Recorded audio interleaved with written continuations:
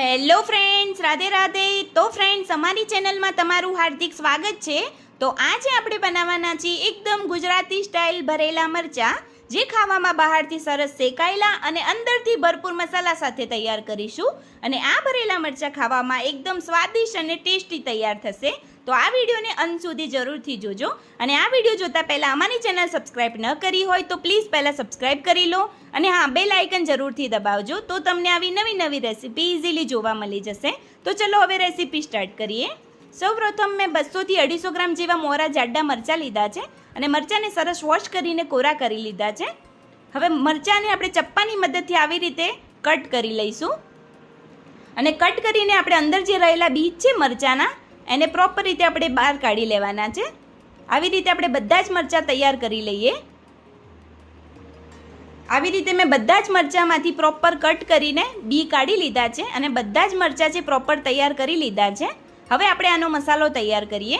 એના માટે એક મિક્સર જાર લઈ લઈશું. મિક્સર જારની અંદર 1 વાટકી ચણાના લોટની ઝીણી સેવ એડ કરીએ. તમે સેવની જગ્યાએ શેકેલા ચણાનો લોટનો પણ ઉપયોગ કરી શકો છો. હવે આપણે મિક્સર દ્વારા આપણે અધકચરી ગ્રાઇન્ડ કરી લઈશું સેવને. આવી રીતે અધકચરી ગ્રાઇન્ડ કરી લીધી છે. હવે આપણે એક બાઉલ લઈ લઈએ. બાઉલની અંદર અધકચરી સેવ ગ્રાઇન્ડ કરી છે એને એડ કરી લઈશું. હવે આની અંદર સ્વાદના એકોર્ડિંગ મસાલા કરી લઈએ. થોડું મીઠું એડ કરીશું, થોડું લાલ મરચું પાવડર, ધાણા જીરું પાવડર, થોડી હળદર એડ કરીએ. હવે થોડી હિંગ એડ કરી લઈએ. 1 ચમચી સફેદ તલ,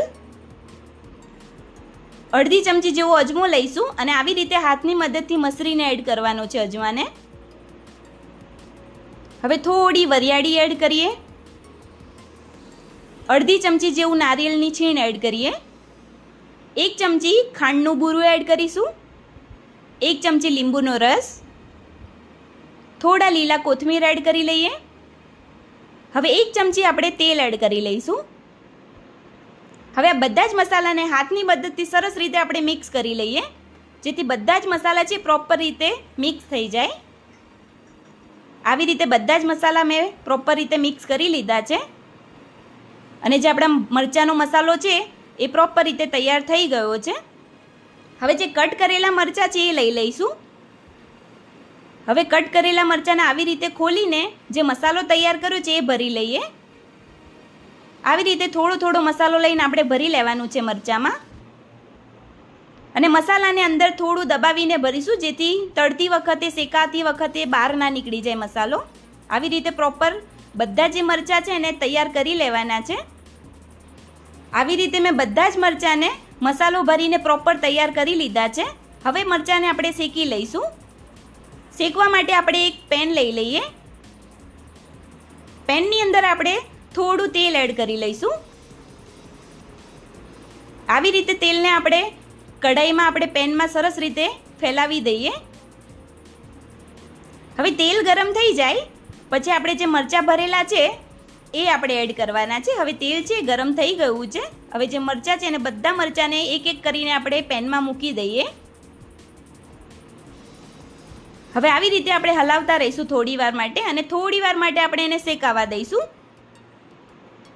હવે શેકાવા માટે આપણે થોડી વાર માટે એને ઢાંકી દઈએ. હવે જે આપણા મરચાં છે ચેક કરી લઈએ. જે નીચેથી છે એ થોડા ગોલ્ડન થઈ ગયા છે અને થોડા શેકાઈ ગયા છે. હવે આને ધીમે ધીમે આપણે પલટી લઈશું, જેથી બધી બાજુથી પ્રોપર શેકાઈ જાય.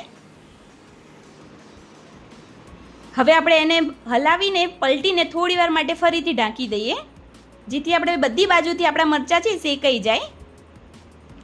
હવે આપણા મરચાં છે પ્રોપર ઉપરથી નરમ થઈ ગયા છે અને ઉપરથી હળવો ગોલ્ડન રંગ પણ આવી ગયો છે. હવે આપણે એને પલટીને પ્રોપર બધી બાજુ શેકાઈ ગયા છે ચેક કરી લઈએ. હવે આપણા મરચાં છે પ્રોપર રીતે તૈયાર થઈ ગયા છે. હવે આપણે ગેસનો ફ્લેમ બંધ કરી દઈએ અને મરચાંના પેનને ઉતારી લઈશું. હવે આપણે એક પ્લેટ લઈ લઈએ. હવે આપણા ટેસ્ટી અને મજેદાર ગુજરાતી ભરેલા મરચાં સર્વ કરીશું. આ ભરેલા મરચાં તમે રોટલી, ભાખરી અથવા તો થેપલા સાથે પણ ખાઈ શકો છો, જે ખાવામાં ખૂબ જ ટેસ્ટી લાગે છે. તો તમે પણ આ વરસાદની સિઝનમાં આ ટીપ સાથે જરૂરથી એકવાર ભરેલા મરચાંની રેસીપી ટ્રાય કરજો. ખૂબ જ ખાવાની મજા આવી જશે. તો તમે પણ જરૂરથી એકવાર ટ્રાય કરજો આ રેસીપી સાથે. તો મિત્રો તૈયાર છે ગુજરાતી સ્ટાઇલ ભરેલા મરચાં. તો તમને આ ભરેલા મરચાંની રેસીપી વિડીયો કેવો લાગ્યો એ કમેન્ટ જરૂરથી કરજો અને વિડીયોને લાઇક કરજો અને શેર કરજો.